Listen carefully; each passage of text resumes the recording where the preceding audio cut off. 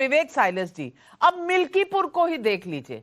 मिल्कीपुर की सीट पर अभी तक मैंने देखा नहीं कि आपके वहां के सांसद रोना शुरू किए हों, क्योंकि जब जब कष्ट बढ़ता है रोना शुरू हो जाता है, लेकिन अभी तक वो शुरू नहीं हुआ है। मिल्कीपुर की बात करो, हार रहे हैं या जीत रहे हैं ये तो कल पता चलेगा।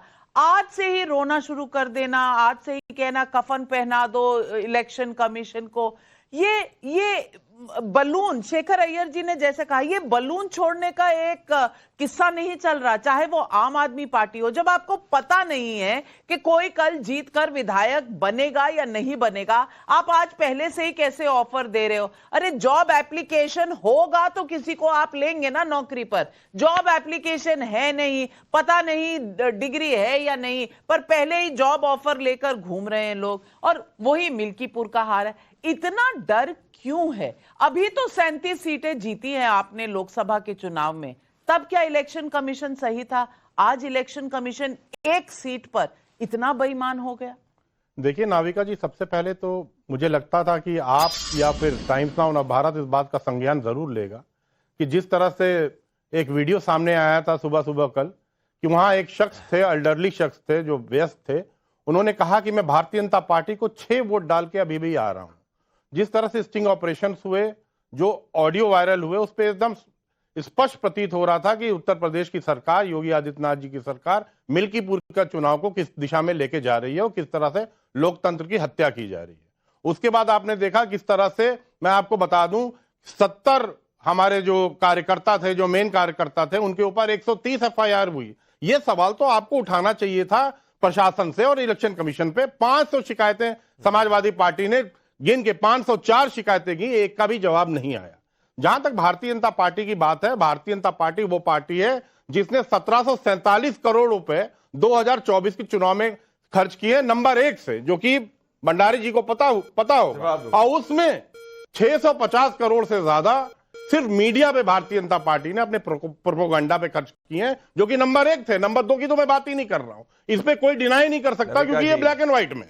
और ये वो पैसा था जो इन्होंने गाय काटने वाली कंपनियों से या जुआ खिलाने वाली कंपनियों से अर्जित किया था। ये वो पैसा था। भारतीय जनता पार्टी ने किस तरह से सरकारों को तोड़ा है, मरोड़ा है, किस तरह से विधायक खरीदे हैं। महाराष्ट्र में भी देखा, 50 खोखे सब ओके किस तरह से, और ऑपरेशन 50 खोखे सब ओके, 50 खोखे, ये तो नारा था महाराष्ट्र में। मैं जवाब देना चाहता हूं, सब ओके। अरे आपके साथ भी डिबेट हुई थी, 50 खोखे सब ओके। ये इतने खोखे अगर हैं मार्केट में, दिल्ली में, तो शेखर अय्यर हम लोग यहाँ क्या कर रहे हैं? अपने अपने दोस्तों को बताइए, परिवार वालों को बताइए, खोखे सब जगह घूम रहे हैं। लेकिन प्रदीप भंडारी, मजाक नहीं कर रही हूं, बहुत सीरियस सवाल है। अगर इस तरह के चार्जेस हैं तो इसका जवाब आना चाहिए या नहीं? इसकी तहकीकात इमीडिएटली होनी चाहिए या नहीं? क्योंकि कल लोकतंत्र के बड़े से बड़े त्योहार का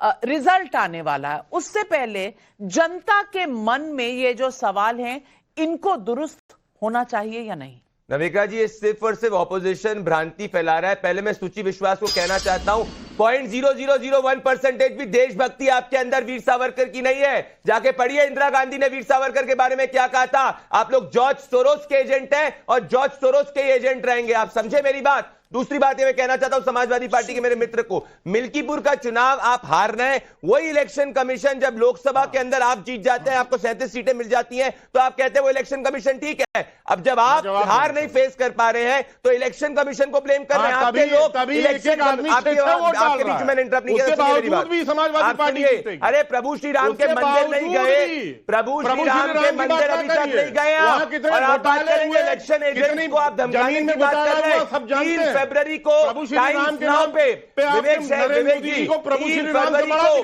आपने क्या कहा था टाइम्स नाउ पे 3 फरवरी को? सुनिए मेरी बात।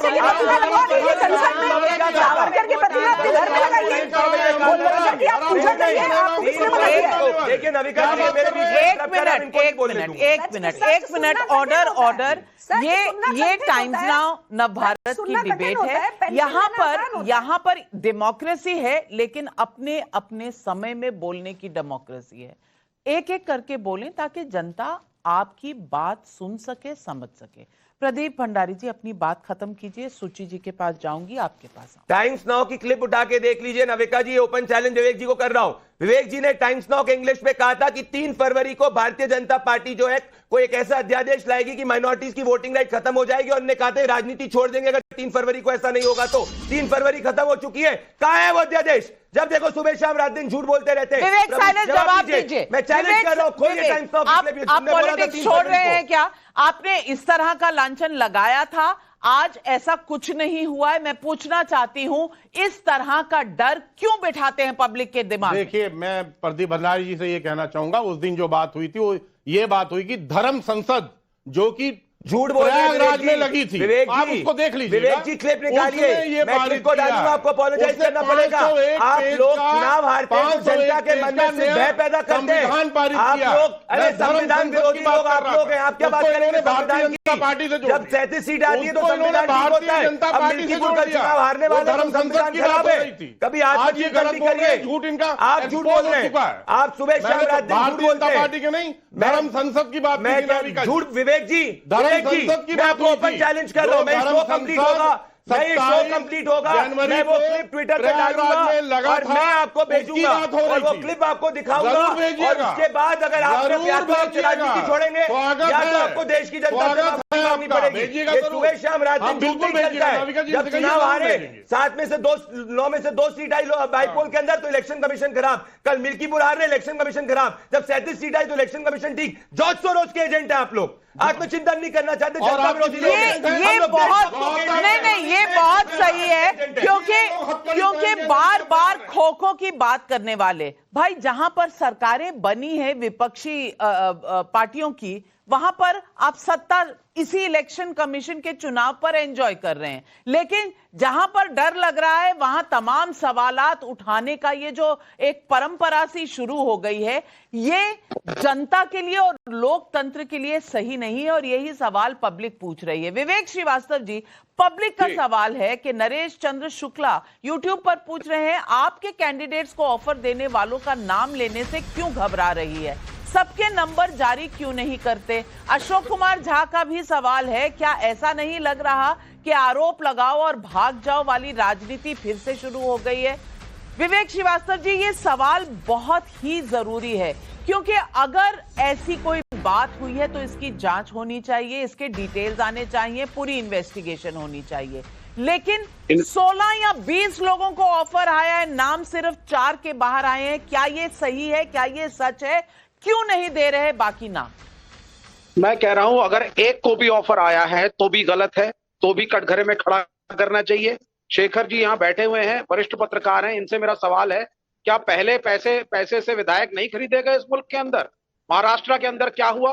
शिवसेना कैसे टूटी? क्या आप ये कहना चाहते हैं? सुनिए, आप पहले आप ये कहना चाहते हैं आपने सीधा भाजपा को क्लीन चिट दे दी? सीधी सी बात है, टक्कर की बात नहीं है, और बीजेपी सेफ चाहती है, उसकी बात है। नहीं सर, आप सुनिए मेरी बात, इस वक्त कांटे की टक्कर है, कल बदल जाएगा। आम आदमी पार्टी 55 सीट जीत रही है, कौन ऑफर करेगा? कोई एक साइड कम हो जाती है, they are trying to play safe, और ये फैक्ट है। 300 करोड़ कोई बड़ी चीज नहीं है भाजपा के लिए। आम आदमी पार्टी कॉन्फिडेंट है, 55 सीट आ रही है, 55 सीट आ रही है आम आदमी पार्टी को। ये देखिए सुनिए, अब आप नहीं, बहुत बड़ा सवाल है, बहुत बड़ा सवाल है, और शेखर अय्यर जी का बहुत सही सवाल है। रीना गुप्ता जी, अगर 55 सीटें आ रही हैं और ये अरविंद केजरीवाल जी ने अपने एक्स हैंडल पर लिखा है कि 55 सीटें आ रही हैं, तो 55 सीटों में 16 या 7 विधायकों को लेकर किसी का क्या बनेगा? 55 सीटें अगर आपकी आ रही हैं तो बाकी पार्टियों में तो 15 हैं। अगर वो 16 भी ले लें आपसे तो सरकार तो बना नहीं सकते। फिर इस पूरे आरोप का औचित्य क्या है, ये समझा दीजिए।